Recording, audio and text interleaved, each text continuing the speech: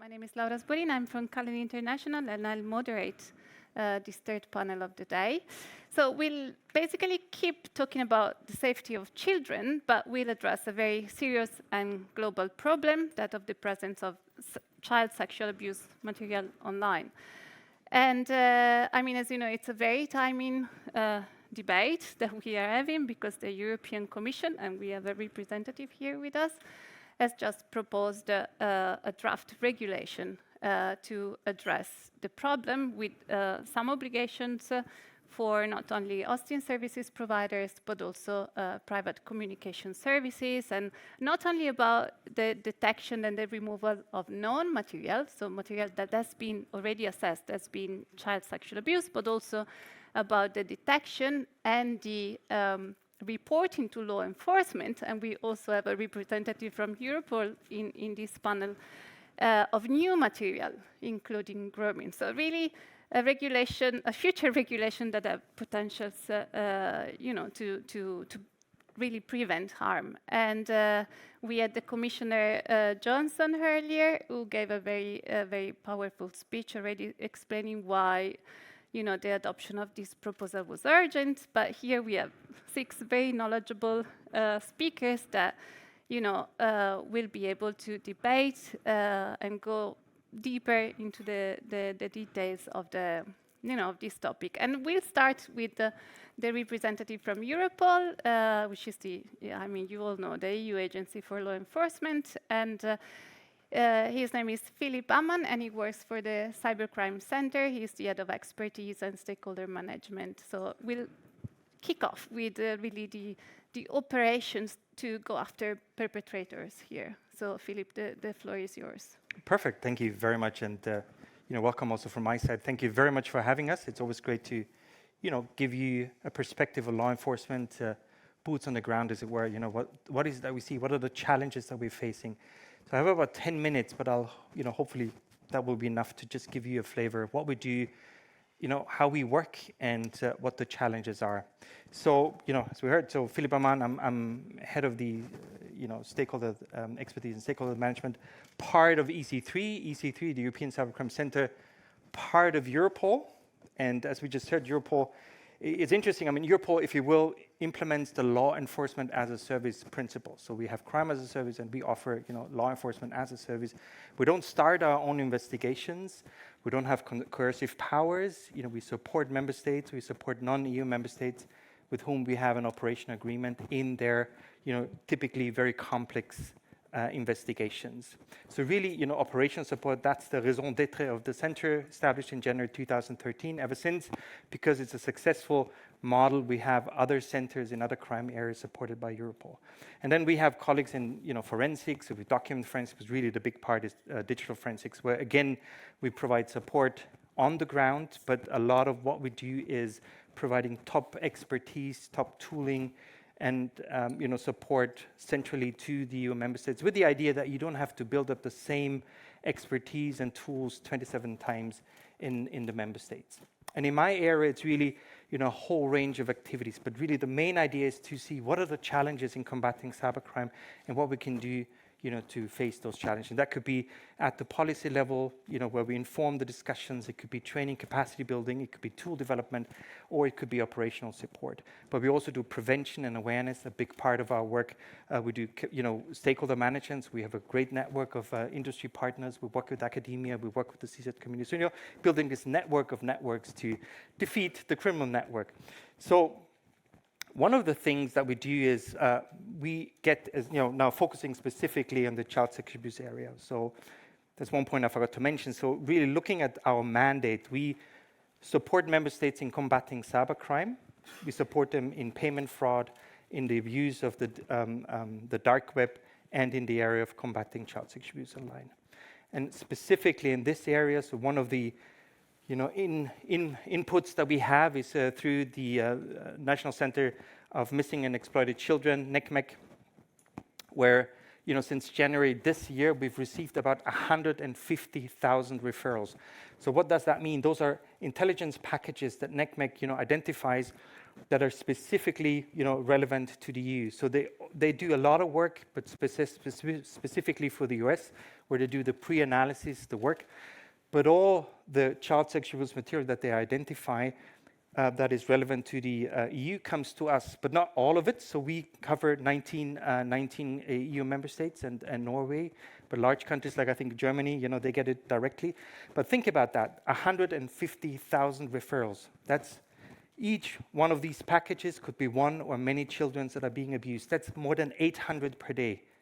We then, enrich that and send it to the member states. But just think about the resource implications of that. More than 800 per day. I mean, who's got the resources, the tooling to just look at that part when we have all the other crime areas as well? So this is something where, we also need to look into tool support, adding more resources in that field. What we also do, if you will, and that's, I could call that the silver standard, and that's, again, also in my area, we're trying to understand the threats and the trends. So we have, as Europol, we publish the Serious Organized Crime Threat Assessment Report every 4 years, which is really the main document and captures the main priorities at EU level when it comes to combating serious and organized crime and terrorism, obviously including also child sexual abuse online. But then we have the annual Internet Organized Crime Threat Assessment Report, where we obviously also cover CSAM. So what are the trends that we see? Significant increase in the production of child sexual abuse material, significant increase in the distribution, significant increase in the commercial production of child sexual abuse material, increase in the area of life distance abuse. So that's online life distance abuse, where people sit in front of the camera and direct the child abuse in real time. All of that has increased, especially during the pandemic. We also have a number of operational responses. So we also look into what is happening. And for instance, what's happening, if you look at the dark web, the abuse of the dark web, anonymity layer networks like Tor, very high operational security standards by the perpetrators. They really know how to, protect themselves, cover their tracks. And a lot of times in this field, the currency is not money. The currency is child sexual abuse material. So if you want to be part of sort of the closed elite groups, you have to produce on a monthly basis new material, and that's your entry point to those groups. So this is what's happened. This is how this community works to a large extent. So then the gold standard really is operational support, and we have, fortunately, a lot of huge successes. But all these operations you see there, that's 1, 2, 3, 4 years in the making. International network of experts, not just law enforcement, but also industry and academia, CSAM community, all coming together to have that success. But that's really, if you will, the gold standard. Now, in addition to that, so we're trying to obviously push the boundary, be sort of innovative as possible. So one of the things I want to mention here is the Victim Identification Task Force. I mean, just because the point is, yes, we want to go after the perpetrator, but really the main objective is to safeguard victims of child abuse. And so for 11 years now, we've had experts come together. That was started before EZ3. That's international experts, not just from the EU. They come together and they look at new, previously unknown, not seen child sexual abuse material, and they try to identify those victims. They want to geolocate them. Said, where is this? Is this ongoing abuse? We need to rescue them. And the good thing is, in those 11, if you look at the success over the 11 sessions that we've had so far, 585 children have been rescued, 200 perpetrators have been identified. That's a huge success, but I can also tell you, despite the fact that we have this network of victim identification task experts internationally, the amount of material that we can cover during these 2-week periods that we usually have for one task force is, a fraction of what we actually see. So despite the fact that we have all these experts, we still struggle significantly in terms of, going through all the material that we have, which also means there might be a lot of, smoking guns, as it were, ongoing abuse that we potentially don't see or miss, which is, to me, not an acceptable situation. Now, actually, all of you can become Europol agents. All of you can help us in the fight against child sexual abuse online, and that's another initiative that we are very proud of. So I was talking about the victim identification experts. Sometimes we see a picture, we see a video, and we have no idea, even the best people, with all the analysis that we have, we cannot geolocate that picture. We don't know where that picture was taken. We don't know where the video was shot. So we started to crowdsource the problem. Take a part of a T-shirt or a shoe or a power plug, or a room of a hotel, put it online and said, please help us. And we've had great successes there, where people were very quick in saying, I know where this hotel is. And as soon as you have that starting point, you can talk to the colleagues in that country, and you can hopefully start an investigation. And I give you some statistics there. And to me, the left two figures are the most important ones. 5 perpetrators identified and 23 children rescued. Again, think about that. Without the help of the public, we would have not been able to do that. So again, please, if you can, we constantly update the pictures on the website. Go there. Please help us if you can. So we also do a lot of capacity building. We support a lot of Horizon 2020, Horizon Europe projects in that space. We try to look into tools and software to support us, because I can tell you, it's not a question. We don't have the option, use software or not. We have to use it, because just with human resources, it's impossible to go to the massive volume of child sexual material that we have. So we work with industry, we work with our data protection community. So really, this building up this network to find the solutions. Then, if you will, the platinum standard really is to us is if we can prevent, a crime from happening, if we can prevent harm from happening to a child. And that's, one of the examples, our Say No campaign, which specifically targets teenagers, and tells them, don't share explicit material online. The different schemes. Usually, male teenagers are being extorted, female, for money. Female, girls are being extorted for more material, and we've had cases where they killed themselves, because they were so embarrassed, they didn't know what to do. So we've now, in all the EU languages, have short videos. We show them what to do. We show them there's help out there, and they shouldn't react to that, and how to, protect themselves online. So again, with this idea being that, we can prevent the harm from happening. But really, this is my last slide now, and it shouldn't come as a surprise. This is a societal problem. Law enforcement cannot solve this. Civil society cannot solve this. We all need to come together to make this happen. We need to work, with the Commission. We need to work with other partners. We need to work with industry, academia, to come up with solutions to solve that problem. And the problems are, huge volume of data, increasing volume of data, increasing abuse of technologies, perfectly legitimate technologies like cryptocurrencies. How do we deal with that? So it's really a whole range of problems, but we need to come together. And it's great to have this, be able to have this panel, to have these discussions. So I'll stop here. Thank you very much for, listening to me, and I'm looking forward to the discussions. Thank you. Thank you, Philip. If you can join us for the debate. I think you really mentioned, of course, it was a great speech because you gave us a sense of the magnitude of the problem, but you also mentioned, all the reports, the volume of the reports that you are receiving, you and the national law enforcement agencies, and the importance of the networking, of the cooperation with all the different parties that are involved in taking actions. I see already Susie there, so I'm wondering whether it makes more sense to have Susie jumping in first. Susie Hargraves, I hope I don't mispronounce your name, is the CEO of the Internet Watch Foundation, which is not just an hotline.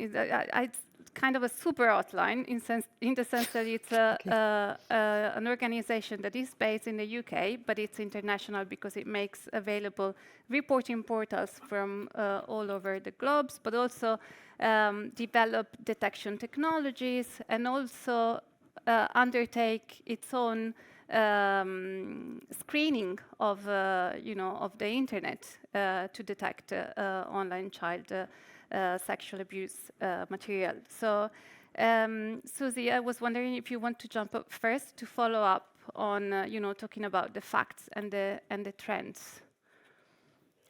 Well, thank you very much for inviting me today. I hope you can hear me okay.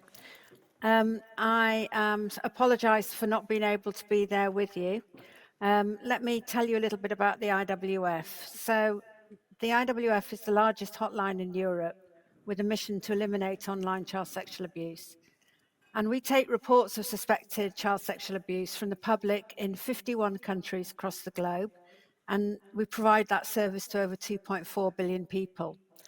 So as well as receiving reports from the public, since 2014, we've also had the ability to proactively search for content.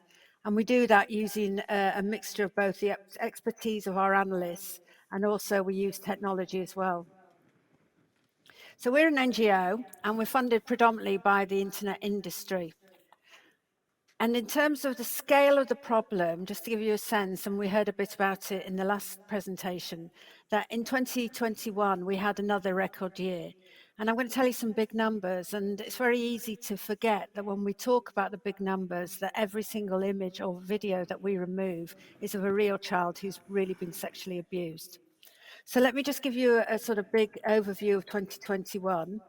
In 2021, we processed over 360,000 reports, and of those, 252,000 included child sexual abuse. And every report we remove could have hundreds or even thousands of images. So this equates to the removal of millions of images. And this was an increase of 64% on 2020. The big trend that we've seen is that now about 70% of all the content we remove is assessed as self-generated. So this is the biggest rise we've seen over recent years, and unfortunately, the majority of children we see are 11 to 13-year-old girls.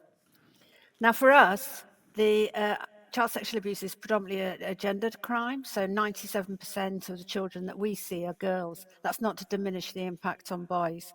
And for the 0 to 2-year-olds, they suffer the most serious level of abuse. So let's come to Europe and our role in Europe. We are founding members of In Hope, and we're very proud to work with them. And in 2021, we alone provided over 60% of the illegal content in the In Hope database. And our relationship with partners in Europe has never been as important, because in 2021, 72% of all the content that we removed was hosted in Europe. That's over 180,000 reports. Now, as well as doing proactive searching, in order to disrupt and prevent the distribution of child sexual abuse, we generate a range of technical tools, and these are deployed by the internet industry. And these are going to be particularly pertinent when we come to talk about the EU legislation and the new centre. So the one that most people have heard about is the IWF hash list, which is a list of digital fingerprints of unique images. And we currently have 1.3 million unique images on our hash list. And that grows every single day. We also have a URL blocking list that has typically between 5,000 and 12,000 URLs on a day, and that's dynamic. It's cleaned twice a day, and it stops people from accessing child sexual abuse that's live. And we have many more services that we use. One of the things I wanted to really focus on is the fact that the new Centre for CSEA is going to depend on quality data. And IWF data is quality assured by human moderators and our quality assurance team. And that means that our data is accurate and it's trusted and it goes out around the world. And while we're increasingly using automation, there is absolutely no substitute for human moderation at the moment. And this is costly and it requires lots of safeguards for the staff undertaking this work. And the other thing that we need to be aware of is that good quality data doesn't come from nowhere. So actually, our data is generated by our hotline, and it's really important that as we move into sharing quality data, that we don't undermine the existing structures that exist that actually develop that data in the first place. But just to close, I just wanted to focus on the new centre and the legislation. Now, the IWF is totally committed to working with partners and to doing whatever we can to address the problem and protect children. And we support the intention of the Commission and the brave proposal they've put forward. But we also recognise there's a huge amount of detail to be worked through. As we're based in the UK, we have the benefit of having just gone through 5 years helping to shape the online safety bill, which is about to come into force and will be regulating this space. And we know that where we are now is a very different place from where we were 5 years ago. However, it's essential we all work together to get to a place where we have good legislation and a centre that builds on existing practice and does not undermine existing practice. It's absolutely important that companies are still able to use their technology to prevent the spread and the introduction of detection orders must not impact on the voluntary regime. Companies need to be able to try new things. They need to sometimes fail, because that's what innovation is all about, and they can't be stifled. The legislation needs to be principle-based in order to be future-proofed. And the sharing of the quality data is going to be key to this success, which I've already outlined. So basically, to finish, just to say that the IWF, we're ready to stand to work with the Commission and all our partners across Europe to build good legislation and a centre that will actually build upon and improve what we currently do. And it's all about partnership and getting together into a room and looking at what's realistic and making sure that we improve what currently exists and we don't do anything to undermine it. Thank you. Thank you so much, Susie. It's very interesting because in your speech you used the two keywords that were given to us. It's in the title of the panel. So innovation, so for the technology to keep innovating, to find more effective way to detect the child sexual abuse material, and also cooperation, so collaboration between the different parties that are involved here. And it's interesting the point you made about the fact that the future EU regulation should not impact on the innovation of technology, and should, I guess you were referring, you also referred to the fact that the industry, the internet companies have been already undertaking actions to detect this material, and therefore they have developed over the years their detection technologies, and so the new, the future regulation should not stop this process that was possible because of the interim regulation that introduced an exemption to the e-privacy directive, because here, we are talking also about, as we said at the beginning, private communication services, right? So the detection on private communications. So I now finally turn to the representative from the European Commission, because of course we want to hear more about the proposal. Katrin Bauer-Brust is the head of the Security in the Digital Age unit of DG Home. So what I wanted to ask you, following up on what Susie said, is the proposal that the Commission put forward is, can I say, much more complex than what was in place with the interim regulation in terms of, the procedural steps and so on. So I wanted to ask you why a new proposal was needed that is so different from, what was in the interim regulation. And if you can give us in general an overview of the main points of the proposal. Yes, I'd be very glad to. Thanks for having me. And I think in order to be able to answer your question, I have to take a quick step back and just look at what the problem is that we're really dealing with here. We've heard a lot about reports, about the important role that they play.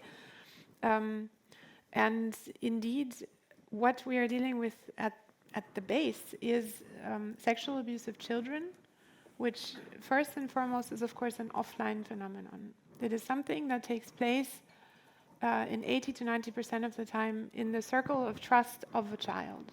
So it's not the stranger on the streets, it's not, your typical trench coat man outside the school or this kind of thing. That's actually a very atypical example. Normally it's a parent, an educator, a carer, a sports coach, a religious figure, somebody that the child trusts. Very often the victims can be quite young. So we just had a case in my native country of Germany, in the city of Wermelskirchen, where a perpetrator was apprehended who has abused, from the analysis to date, at least 12 children over the past 17 years, and 6 of them were 3 years or younger at the time of the abuse. So here we have a combination of factors that lead to an incredibly high dark figure, so underreporting in this field, because either the children are too young to even speak up, or they are further hampered by the fact that it is somebody who is exercising an influence over them, who has their confidence and trust. And so some of the victims, in fact many of the victims, come to accept the abuse that they're experiencing as a perhaps unfortunate but just present fact of their life and something that they are powerless to take action against. So current estimates show that only between 5 and 15% of cases are ever reported to law enforcement, and around 1/3 of victims never in their life manage to speak up about these crimes today.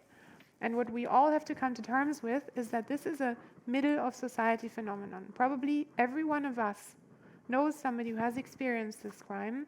Statistics show that between 1 in 5 and 1 in 10 children, depending on the region of the world, experience sexual violence in their childhood. And we probably, unfortunately, also know somebody who has sexually violated a child. Now, to many of us, this is completely incomprehensible. This is why we, as the Commission, are taking a comprehensive approach to this phenomenon. Of course, we need measures to prevent. We need measures to strengthen children. Philip has enumerated a few. We have a specific strategy in particular as far as the online sphere is concerned. We also work on providing support to offenders. We have just launched another 16 million calls for proposal on preventive measures from the member states. We need a comprehensive criminal law framework, making sure that issues of definitions are taken care of. And we also need to tackle the digital part, because we have to come to terms with it. The digital space is a key factor in this phenomenon. It enables the crimes because perpetrators communicate amongst one another. They encourage one another. They exchange tips and tricks on how to approach children, and they also exchange materials. So Philip was just saying that videos and images of child sexual abuse are a currency among perpetrators. They facilitate access to further images and videos. So you pay by exchanging, you trade. You also trade for access to children. You trade for further tips on where to go. And the online space has also become a source of risk for children very specifically because of the grooming that children are exposed to. So grooming is a phenomenon where a perpetrator, for example, acts on an online platform that at times even specifically caters to children, a gaming platform. And the perpetrator will approach children on this platform and basically pretend to be a very cool peer or an adult that they can trust, and then will lure them onto another space where that child is then pushed into actions that he or she usually does not want, either by being promised something in exchange or by being threatened with something.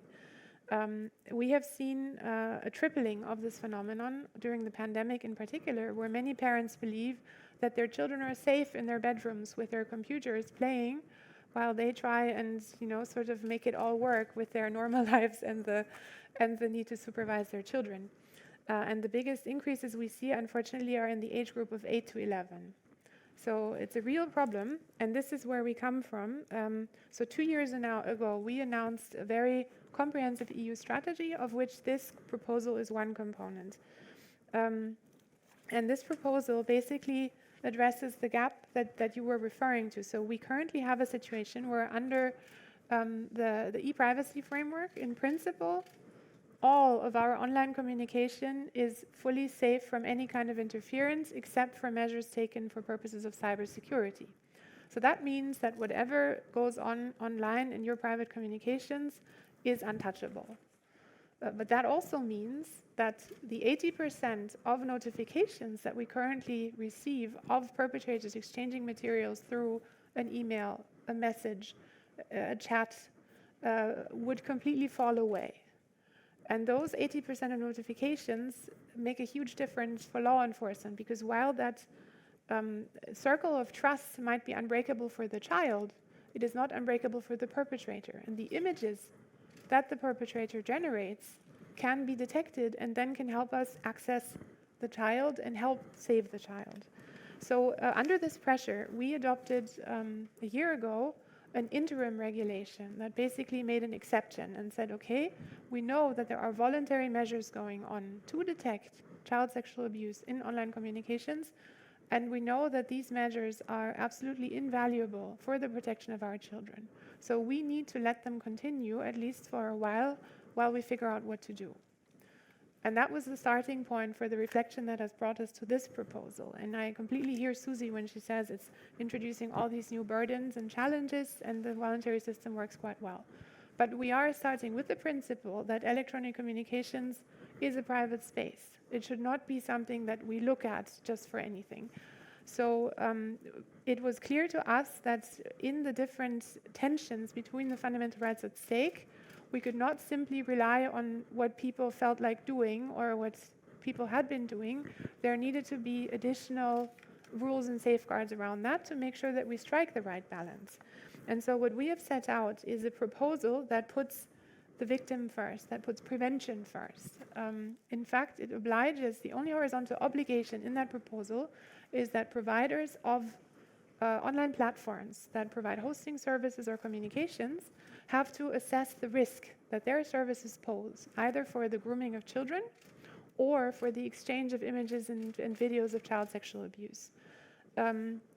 Now, there might be platforms that assess that they have no risk. For example, LinkedIn is probably not a platform that's used either for grooming or for the exchange of images and videos. But if a risk is detected, the platforms are then under an obligation to take preventive measures. So, for example, if they detect a risk of grooming, they can adopt measures to better protect children on their services, and you had a whole panel this morning about what such measures could look like, so I don't want to go into details on that. What we have also seen in the past, what's extremely helpful, is to have a very clear no-tolerance policy to make sure that users are in some form accredited, because of course anonymity also facilitates the exchange of images, and there's many ways in which you can create friction for criminals abusing your service. Now, if all of those preventive measures fail to lower the risk to children or of distribution of this content below a significant level, then a competent authority in a member state that's responsible for the provider can consider adopting a detection order. So can basically oblige the provider to detect known materials, detect new materials, or detect grooming, depending on the risk profile of the service in question. Now here we move away from the voluntary horizontal approach that we know today to a targeted but mandatory approach that indeed is subject to a whole host of conditions and safeguards, and that also imposes requirements for the reliability of any technologies used. But I want to tell also Susie that it is technology neutral. So we specifically worded this proposal in order to be to not stifle innovation, which has been absolutely key in this space. The tools have been around for more than a decade to detect such content. They're extremely reliable, but they continue to be improved. And of course, we not only want to facilitate that improvement, we want to incentivize it. So the proposal has specific rules on this. The proposal will also set up, or it suggests that we should set up a new EU center so that in the EU we finally take responsibility ourselves. As you heard today, we get everything from the US, and the US center provides a lot of service to their national law enforcement that they cannot provide here, and that then has to be picked up by law enforcement, keeping them from the investigations that Philip was highlighting as the platinum standard, so really focusing on, for example, dark web forums. We want to be able to provide that service in Europe. We want to be able to give companies a clear indication of what is illegal in Europe, and we want to support law enforcement with everything that they can outsource to a center in order to make sure that they can focus on the tasks that only they can accomplish. And this center also has another very important role, and I'll close on this point. There's many interesting points in the proposal, but we'll come to those also, no doubt, in the discussion. The center, for the first time in the EU, will have a role in supporting victims. Because one of the things we see today is that even where the physical abuse can be stopped, victims are traumatized for decades after, because the evidence of their abuse keeps circulating. It goes everywhere on the internet, and we have pictures that have been known, videos that have been seen 10,000, if not 100,000 times.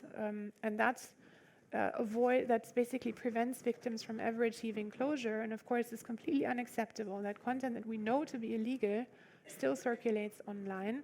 So we are creating a right for victims to notify the EU Center of any such images and videos that circulate, and to then get the EU Center's help in looking for them and removing them wherever they might appear and for however long it takes.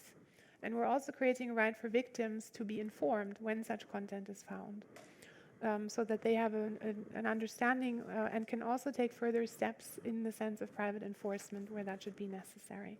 So those are some of the key elements of the proposal, and I really look forward, of course, to the discussion of the elements of the proposal, and thank you for listening. Thank you, Catherine. That was very, very comprehensive. But so I want just to mention a few points that you made, just to keep them in mind. So the Commission strategy is much broader than this proposal.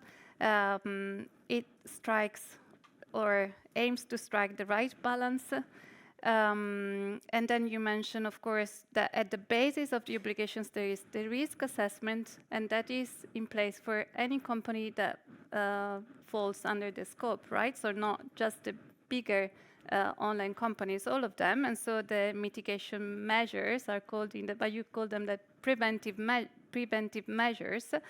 That are related also to safety by design, right? I mean, they're really having to deal with the processes that the companies have in place. And then the fact that the obligations are targeted and mandatory, of course, and the technology neutrality, and the setup of the new EU center. So lots, that's why I said it's very complex, but I mean, it has the potentials of being very, very effective. And I wanted to turn to Caterina Garcia von Oxtraten. She's from Microsoft, and she's Director of Digital Safety and European Government Affairs. And of course, Microsoft provides different services that are captured by the proposal. So I wanted to ask you your view, especially on the technology neutrality, on the risk assessment and the mitigation measures. Thank you. Well, it's fascinating to be invited to this space. Thank you so much for inviting Microsoft. I'm Catherine Garcia. I'm working at the intersection of digital safety, and very proud to have this cross-functional teamworks within Microsoft to address this very serious and sensitive issue. One of the things that I would like to highlight is Microsoft's long-standing commitment to online child safety. And we have developed this through developing the text tools that you mentioned, one of them being PhotoDNA, of course, but also through multi-stakeholder partnerships, and that's something to connect with what Philip mentioned, that are so necessary to help to address the issue at hand. So on the one hand, we developed these technologies to minimize online child sexual abuse, including, as I already mentioned, the PhotoDNA. PhotoDNA basically enables the service providers to compare digital signatures of known child sexual abuse material against signatures of other photos to find copies of similar images. But I also want to mention that we also have a deep experience protecting children in our services, and that's also in our service provider role, of course. And so this includes, for instance, the Microsoft industry-leading Xbox family setting controls. Microsoft, therefore, has also regularly participated in voluntary initiatives. You can mention all the way from We Protect Global Alliance, the Internet Watch Foundation, of course, and Tech Coalition, and just to mention some of them. So reflecting on these experiences, Microsoft understands the critical importance on combating online sexual abuse online, including to protect the safety, the privacy, and other fundamental rights of the victims. In the same way, we understand that measures to tackle this crime, because this is how it has to be named, must be carefully calibrated so that they do not disproportionately impact rights of privacy, data protection, freedom of expression, and you name it, of all users of online services. Furthermore, it's important to make clear that our terms and conditions prohibit any activity that exploits, harms, or threatens children across our products and services. So at Microsoft, we believe digital safety is a shared responsibility, and that goes back to all the partnership we are involved. But at the same time, we acknowledge that this child sexual abuse online is a global and borderless crime, so which requires a unified and consistent response across jurisdictions.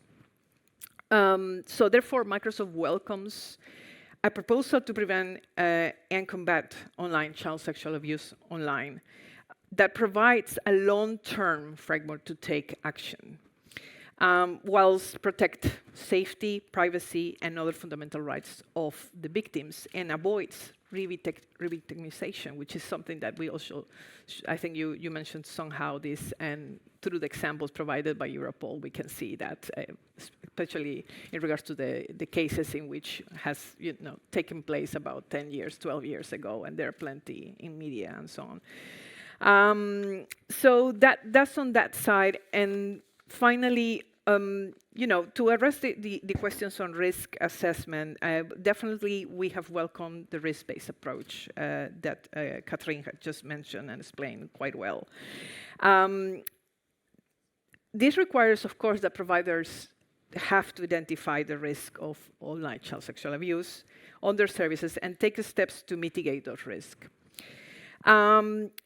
Also implies that these regulations should make clear, however, that providers may use relevant technologies in order to conduct risk assessments, and that's quite clear. I think Europol, in a way, faced the same challenge, including, of course, to identify the level of risk that the service will be used for OXAM, for online child sexual abuse. So that's in regards to the risk assessment. A number of measures included in the proposal are designed to achieve a necessary balance. As such, we welcome, for instance, the rules requiring providers to undertake risk assessment, to take reasonable mitigation measures that are tailored to the risk identified, as Catherine mentions already. This alignment to risk to respond helps to ensure that only intrusions on user rights is proportionate. So that's also something we would like to highlight along the line of risk mitigation measures. At the same time, the guarantees, the safeguards of judicial oversight are quite important and necessary. So the involvement of judicial and independent administrative competent authorities will be quite important in the issuance of detection orders. And finally, I just want to finish with some words on the calibration measures to tackle this crime. So we believe that measures to tackle this crime must be carefully calibrated so they do not disproportionately impact rights of privacy, data protection, and so on of all users online. So that's just to start with some reflections. Thank you so much. And I was looking at Iverna because she was agreeing with you. So Iverna McGowan, she's the Secretary General of the Center for Democracy and Technology. It's a global nonprofit organization with offices, I think, in Washington, D.C. and also in Brussels. And the mission is to make sure that the policy debates consider fundamental rights such as privacy and freedom of expression. So I wanted to ask you also your views on the proposal or your general remarks, and in particular, whether you think the proposal could be successful in protecting user rights, of course, while fighting child sexual abuse online. Thank you so much. Well, firstly, thank you so much for the invitation to join here. Indeed, CDT, I would say we're not only on privacy and fundamental rights, but we take a human rights and all of society approach, because we understand, obviously, the Universal Declaration of Human Rights is broad in its scope. I'd also just like to take a moment very seriously to commend the amazing work of the previous speakers in combating this heinous crime. I think it's such important work for all of us in society.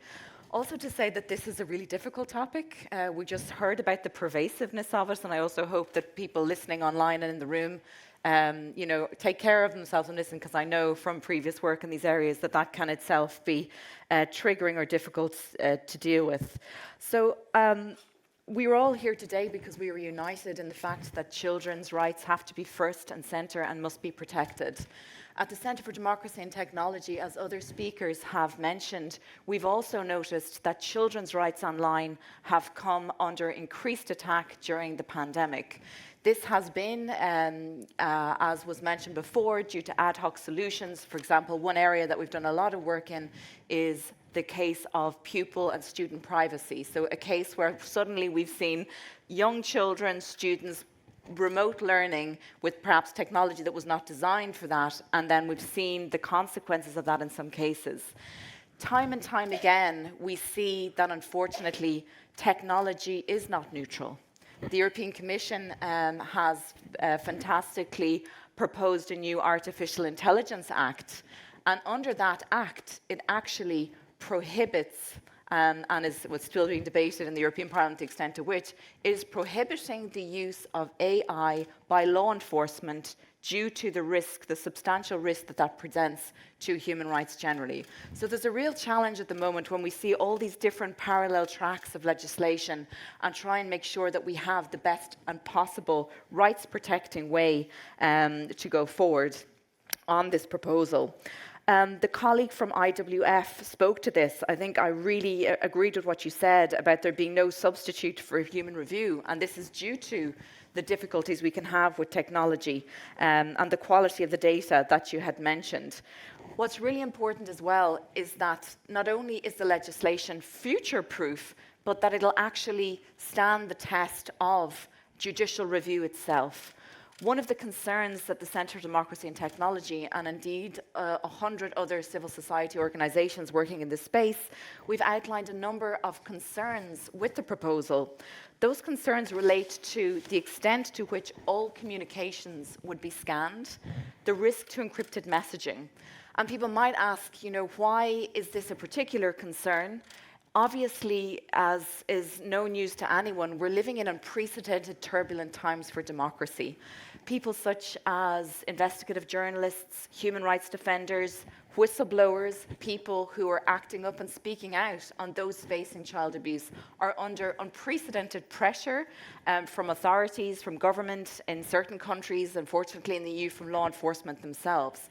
So one of our overarching messages in order to make sure that this draft does actually serve its purpose and intent is that we really need to make sure that rule of law safeguards are embedded into this proposal, including, as other colleagues have mentioned, the need for judicial review, the need to focus, obviously, on perpetrators, and the need also to be very honest and aware of the shortcomings of technology, whether that is to be with regard to technology for existing images, for future images, and of course the question of grooming, that is a particularly difficult problem to solve and can have very unintended consequences due to the technological shortcomings of that matter. So just to say that I think that I'm delighted that we've all come here together today. It's extremely important topic, but it's also essential in the times that we're living in times where we've seen the Pegasus scandal and others of the dangers of mass surveillance to children and society as a whole, that we really strike the balance correctly in this legislation and make sure that we have a future-proof, robust piece of law that protects children and all of our rights online. And I look forward to discussing the more details on that. Thank you, Iverna. I'm sorry, Philippe, do you mind if before coming back to you, I let Catherine react on what Iverna said? Because she said, you know, I can mention a couple of things like mass surveillance, technological shortcoming, the specific problems with grooming, the Artificial Intelligence Act. I'm sure you want to react on all these points. No, I'd be glad to. Thank you. Is this on? Can you put the microphone on? Yes. Okay. Is it? Can you hear me now? Can you turn on the volume, maybe? Okay. Maybe I'm just not hearing. Okay, now it sounds okay. Thank you. Yeah, no, I mean, I would love to react. I mean, first of all, just to get a couple facts straight, of course, in the AI Act, we're not prohibiting the use of artificial intelligence by law enforcement as a blanket ban. We are identifying a number of high-risk areas, such as public profiling in certain areas, or other technologies where the use of artificial intelligence might pose a particular risk. And indeed, in those areas, we do We do think that the use of artificial intelligence by law enforcement requires at least a very careful consideration. But just to be very clear, we're not just imposing a blanket ban on artificial intelligence used by law enforcement. In fact, that would be a bit counterproductive. Just to give you one example of where it is quite useful today, we talked about the need to limit exposure also of analysts to this type of material. Susie was talking also about the impact the analysis of such horrible images has. So there's a very promising pilot project currently being done between a company and law enforcement in one of the German regions that looks at the use of artificial intelligence in pre-analyzing the seized devices of criminals. And I can only tell you how important it is to be able to rely on these tools, because just in the case I was quoting earlier of the person who has so far been found to have abused 12 victims, this person alone on his devices had 34 terabytes of data. And 1 terabyte is equivalent to 24 kilometers of paper stacks of A4 printed pages. So far, in the 6 months since the devices were seized, the police working with more than 100 people have only managed to analyze 10% of it. So we're looking at incredible mountains of data and an incredible impact on law enforcement. So if you think about looking at the same images of child sexual abuse again and again, it's obvious that we need technology to help us there, and also artificial intelligence. So just on this point, I think it's quite an important one, that we shouldn't put it all in one. It's not all black and white. We do need to, of course, make technology also available to law enforcement. When it comes to scanning all communications, indeed, the companies that today use tools to voluntarily detect child sexual abuse usually take a platform-wide approach to this phenomenon. And that's for good reason, because it's at times extremely difficult to detect who among their users will be sharing child sexual abuse materials. But one aspect of this risk assessment that we're asking companies to perform is to identify risk elements that could help target and narrow the approach, so that we don't have to bother all users, so that we can take a more targeted approach. And it's precisely because we want to get away from this horizontal approach to something more targeted that we are choosing the approach that we're choosing. And I can tell you, we did not come to this very easily. It was extremely difficult to come forward with something on this extremely sensitive topic. We fully agree on the need for judicial review, which is why we've already imposed it before an order is issued. So in contrast to other areas where, for example, for terrorist content online, a removal order can be issued by the authority in charge, here we indeed force the authority in charge to undergo a 3-step process involving Data Protection Authority, the EU Center, and the provider, to make sure that the order is targeted. And then it's not up to that authority to adopt the order. The authority has to seek approval by a judge or another independent authority. So we already have the judicial review built in ex ante. And when it comes to this mass surveillance thing, I think we really need to be extremely cautious in the use of terminology in this area, because it's an extremely difficult area, and we should be very precise what we're talking about. What we're talking about is not mass surveillance. What we're talking about is akin to a metal detector. This does not open every communication, look at what you're exchanging, but rather it looks at whether, for example, an attachment is identical to an image that has already been found or shares a huge amount of characteristics with it. Certainly the most complex part is being able to detect grooming. At the same time, it's the issue that poses the highest immediate risk to children, because that's when the abuse is actually about to start happening. And there are some very simple characteristics that can also, again, be identified through technology. It has to be an adult involved on the one side, usually a child on the other side. And it's usually very distinctive in the way that the communication takes place. And under EU law is only criminalized if it results in the sharing of an image. So here we can again rely on that detection technology, or in an offline meeting. So there's some very specific characteristics that you can identify there. Sorry for going on at length, but indeed I did have some things to comment on. And of course, I'm sure others will also want to react. Can I just react? Yes, Directly yes, through. please. And thank you so much, Catherine. So just to say, of course, on the artificial intelligence and law enforcement, the point is, Is this thing on? The point is, in fact, that this is the subject. It hasn't been settled yet. It's of the subject of debate at the European Parliament. My point is that we all recognise in a democratic society that the use of such technologies by law enforcement poses certain questions and checks and balances to the rule of law that don't disappear, even if the subject matter is one as important as we're looking at now. And given the scale of the technological solutions in this proposal, that some of those same questions would be pertinent again here. On the question of judicial review, so while it's true that for the detection orders, it is referred to authorities. Now, this comes down to a problem in some member states. Not all member states, through their national law, will refer to a judge. It will be an authority. And again, in certain member states at the moment where the rule of law is in serious peril, a government authority making this decision could have very serious consequences for those involved. And also the fact that the companies are subject to mandatory risk assessment, so that will mean that they will be obviously mandatorily scanning, and for that part, obviously, we're not talking about warrants or mandates, etc. So we have to look at the proposal in a global way. Also, on the point of mass surveillance, we know, and obviously this is not just me saying it, we've had many prominent computer scientists from Harvard only last week, technologists around the world, analysing this proposal and saying that it would break end-to-end encryption. That means WhatsApp, that means Signal, all of these communication channels that people use to have secure communications.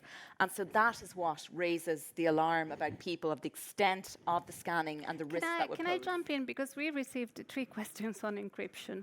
Because the question is basically what happened with encrypted services like WhatsApp. I mean, WhatsApp can receive a detection order, but how would an encrypted service conduct the detection? So maybe that's a question that... I mean, I'm happy to react. I don't want to monopolize also, so happy also for someone else, but I can very quickly react. I mean, WhatsApp already tries to detect child sexual abuse. They made more than 1 million reports to the National Center for Missing and Exploited Children in the US in the past year, and they expel about 300,000 users from their platform every month because of suspicion of child sexual abuse. So clearly there is a way to try and do this. To my understanding, they currently do it based on metadata rather than going into the communication. Of course, this needs to meet certain standards of reliability, but that's precisely where we think technology is our ally in also making sure that we have solutions to detect when this is happening without violating end-to-end encryption. And I'm sure you have also seen that when you type a WhatsApp message and you include a link, it always includes a little preview already of the site that you are sending to your communication partner, and it also checks whether there's a cybersecurity issue with what you're typing. So there's already a semantic analysis happening today that does not cause any issues apparently for proponents of end-to-end encryption, which WhatsApp deploys. So clearly there are ways that things can be done without unnecessarily endangering the privacy of all users, which is the last thing that we want to do. But I also remind you that of internet users more generally, 1 in 3 of those users is a child. And one thing that we cannot continue doing is simply pretending that a child is a small adult and can just live under the same policies that we apply for adults. And here we do possibly need to make some adjustments. Susie, I was wondering if you also want to react on that? Otherwise, I'll turn to... We don't hear you. Can you please make sure that you can hear Susie? Can you hear me now? Yes, we do. Okay, Thanks. and apologies, I hear a massive echo and I understand you do as well, so apologies for that. Yeah, I mean, I would fully support what Catherine's just said. You know, WhatsApp is currently end-to-end encrypted environment. The concern we have is around the intention to end-to-end encrypt Messenger, which would result in the loss of potentially up millions of reports to NCMEC of child sexual abuse. Our position on this is very simple. It's not about demonizing the technology or saying encryption is bad. Encryption is clearly not bad. But it's about ensuring that there are some necessary protections in place. And actually, you know, it isn't okay to just end-to-end encrypt Messenger without ensuring that those protections are in place. I agree with Catherine. This is not just like crazy wholesale scanning across all platforms. It's actually using quality assured lists of known child sexual abuse, so known images, known children. And we just need to bear in mind here, what I really liked about what Iverna said was about the fact that we need balance in the conversation. So we need to protect the rights of children, but at the same time look at privacy. And we just need to make sure it's not one or the other, because for every time I hear it's a slippery slope, if we have mechanisms in end-to-end encrypted environments, in terms of human rights, it's also a slippery slope, isn't it, for society if we let people access images of child sexual abuse, and children have rights. So, we don't have enough protections in place yet. And it's perfectly valid to scan for illegal content, because that's what we're talking about. It's illegal content, and those children need to be protected. Right, thank you so much, Susie. Philip, can I go back to you? Because I wanted to know, because in your introductory speech, you mentioned one of the challenge that you have, which was the volume of reports you receive. Now, with this regulatory framework in place, probably you will receive more reports, but there will be an EU center there, basically scanning the reports, right? Like a sort of a triage of the reports that are received. So I wanted to ask you, what have you heard so far about the how the European Commission, what the European Commission is proposing about the regulatory environment? Does it cover the challenges you face, or there are some more challenges that you face where gaps will need to be filled in? Well, I think first of all, it's not our place to sort of highlight gaps or not gaps. I think the general point is we absolutely welcome the proposal, obviously, and I think fully support all those statements actually that we've heard so far, because it is a difficult subject. And but the point for me is we cannot just sit here and say, okay, that's what it is, and I think it'd be very simple. And apologies if I do that. You would say, for instance, technology, we have strong encryption, criminals abuse encryption, and then we just go our ways. I think what we need to do is, and there are many ways, as we just heard, to actually find solutions without going into sort of more sensitive issues. I think for me the key part is to come together and find solutions and continue the discussions. So a lot of times, I've been in places where that is the discussion. You have very extreme points, but then there's no solution. So we say, well, is this? And to me, like I said, it's a societal problem. We cannot, just, at least that's my view. We cannot accept, the current status and just say we're, not doing anything is an acceptable solution. We need to do something, and some of that will be, I think, very difficult discussions. It will be, tough discussions that we're going to have, like I said. But it's not, it's not law enforcement's role to take the lead. But I equally don't think it should be technology that leads the way. And a lot of times, what we see right now is technology creating the realities that we all have to live with, and without really considering, the broader impact of that. And I think that shouldn't be the case. We should have, a societal discussion around these issues, and also look at all the options that we have and look at the pros and cons. So for me, I think inactivity is not an issue. It's not an option. So I think that's the key part, and that's why it's great to be part of the discussion. So we absolutely welcome the proposal. But I also agree that, yes, there will be a lot of details and discussions that we need to pan out, and where we need to have those hard discussions, where we need to listen to all the experts and say, what can we do? How can we solve that, without impacting, fundamental rights, not, by privacy by design, security by design, all these things to make sure that, we're not doing anything that has an impact on, all of our rights, but at the same time we still tackle the problem in the most efficient and effective way. So also, I mean, AI for me, obviously it is, and I think it's an interesting and a good approach to have this risk-based proposal, the AI Act, which, yes, puts everything that law enforcement does with AI into the high-risk category. And yes, we had some arguments where we said, well, maybe in some instances that shouldn't be the case. Think about cases where we seize, as you just said, Catherine, it seized, in the context of criminal investigations, legally, lawfully seized data, and then we use, some AI-based system, for instance, to automatically identify victims, or do the pre-scanning, or maybe look for for potential perpetrators, I think that's a whole different scenario as compared to, real life, facial recognition, which to me is, absolutely something that is a high risk, or even something that we shouldn't be doing. So they're different, it becomes, again, when we look at the details, you see that there are different cases and we can have different approaches to that. But the point there is also, and I said that in my initial remarks, is I think we don't have the luxury to say, well, we're going to use it or not. I think it's not a question of yes or not. I think we need to use it because the volume of data is such that even with hundreds of thousands of investigators looking at that, we will not be able to solve it. It's not a problem. The volumes are such that we'll not be able to solve the problem without tool support and AI-based support.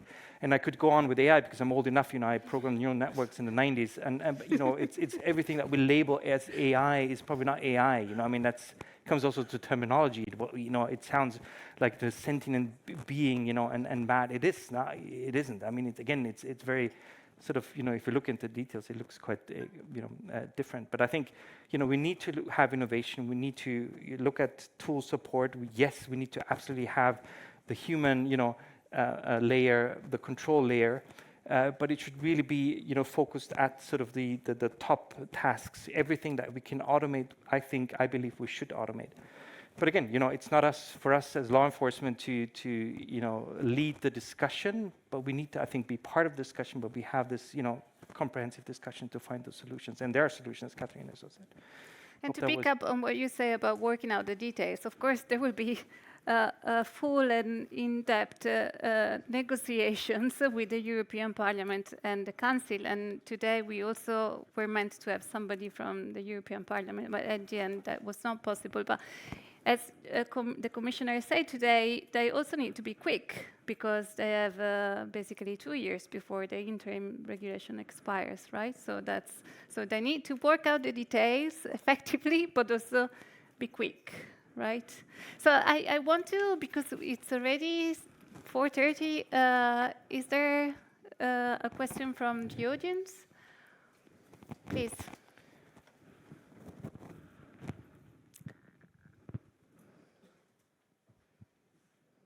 Well, hello, and my name is Nathalie Murrens. I'm from Terre des Hommes, Netherlands. We work on fighting child sexual exploitation, notably online. Thank you very much for this panel. It's an interesting discussion.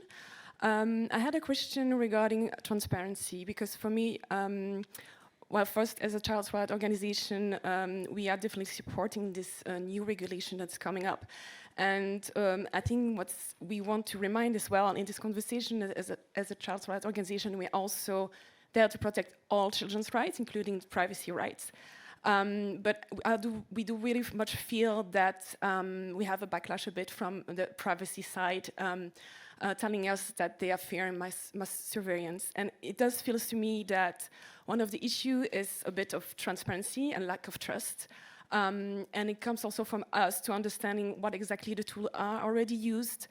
We don't fully understand and comprehend what are those tools, what they are doing, and how effective they are.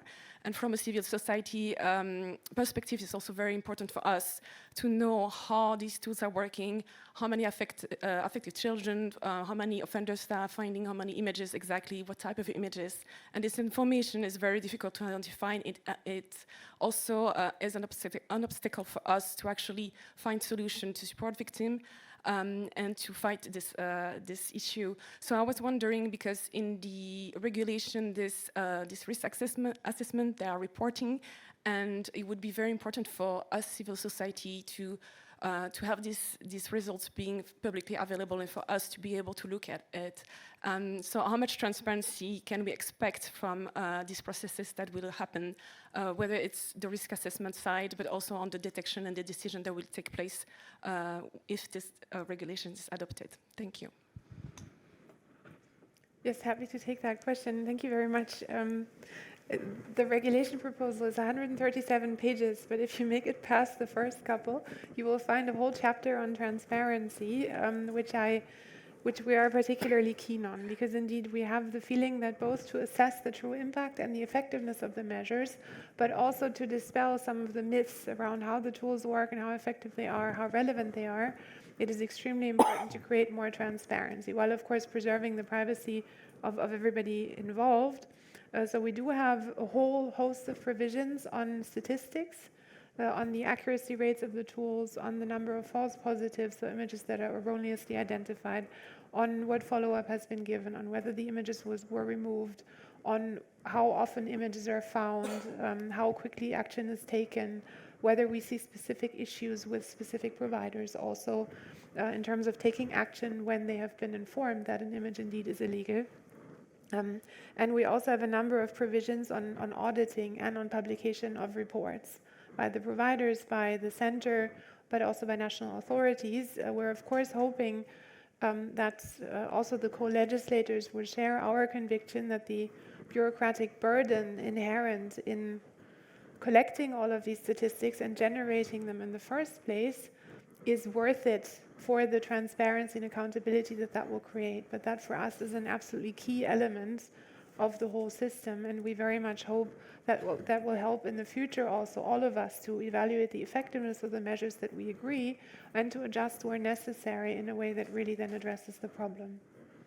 Katrina wants to react. Thank you. This was a great question, because the question on transparency brings us to also talk about the myths you mentioned and you mentioned around technology. And so being one of the companies producing the detection technology, I have to point out that any focus, for instance, on error rates, and therefore, as an opposite of this, accuracy and reliability has to be done with a very specific data on this. And so for us, for instance, if you look at accuracy, for us it's really clear that this depends on a range of factors. So whether we are talking about non-CSAM, unknown CSAM or grooming, but also comparing this next to reliability, which is another, I think, aim of the regulation, not only accuracy, but reliability.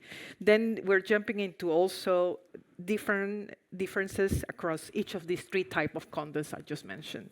And so there are, therefore, unique challenges for this accuracy and reliability. And so one of them being, of course, the availability of data.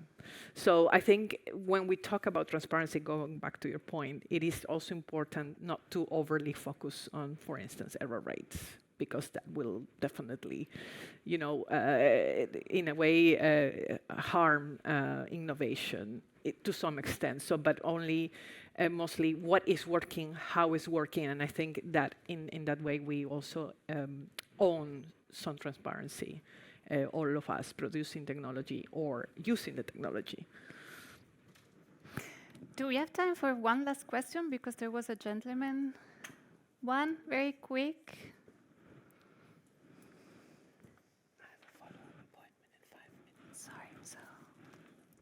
Hi, my name is Deepak. I run a software technology company which makes safety tech called Privately. I've heard a lot of conversation today about the conflict between privacy and between safety. And I'd like to invite every one of you to look at a new technology, which is not new necessarily. It's called Edge AI. It's something like it takes the burden of doing all the scans, etc., at a central server. And if you think of the bulk of self-generated content, it's coming from children themselves. What if you could, at the moment of the creation of the content, nudge the child, saying, "Look, have you seen? You might be in trouble." And this is what we've done for a range of solutions. And I can tell you that 25% of kids respond immediately to nudges. And if you can, for example, if you can detect a child with a nude image in it, I mean, I take the example of any video sharing app or image sharing app. It gives you the chance to embellish your app with a filter, etc. That itself is a good enough time to understand whether that has CSAM content. Or I'm sorry, but I think we need the question. Sorry. Otherwise, my question is, it's actually a remark. It's okay, perfect. Please look at this side of the technology called Edge AI. I would appreciate everyone to look at it. Okay, I really think we need to wrap up the debate. So please join me in thanking these marvelous speakers we had today. And with this third panel, we came to the end of the conference. So here it is. I'm the end. Well, thank you, Laura, and thank you to our speakers in this session, and indeed to all those who've contributed here in Brussels and online across the day. I think the fact that we still have such a full room and so many still online, in fact, is a testament to the quality of the discussions today. I'm going to be very brief. We're publishing the recordings of the event very shortly, and you'll be notified of when these recordings are available. And if you have any feedback as well on any of today's event, then please do get in touch with the team. I don't know if there's a formal survey going out, Annalise. Yeah, there will. Yes, so there we go. So get in touch or fill in that survey. Thanks again to our conference sponsors, ISFE, Meta, TikTok, and Yachty. And my final thanks go to the Forum Europe team here today, namely Annalise, Rebecca, Carolina, and also to Jerry Evans. I thought Jerry might be in the room, but I think she's on a call. But it's actually Jerry's last event with us before she heads off for pastures new. So on the recording, Jerry, thank you for all your outstanding work over the last 2 and a bit years, and we wish you all the best for the future. So with that, thank you very much again on behalf of the whole Forum Europe team. I hope you found today beneficial and wish you a safe, pleasant journey home. So thank you very much. Thank you.